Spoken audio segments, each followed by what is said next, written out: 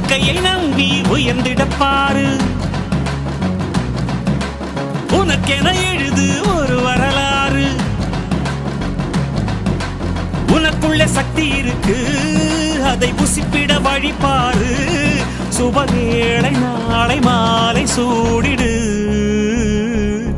அட எவனுக்கு என்ன குணம், எவனுக்கு என்ன பலம், கண்டதில்லை ஒருவருமே. ஒரு விதைக்குள்ள அடைப்பட்ட ஆலமரம் கண்முடிக்கும் அதுவரை பொறுமனமே. சிங்க நடை போட்டு சிகரத்தில் ஏறு. சிகரத்தை அடைந்தால் வானத்தில் ஏறு.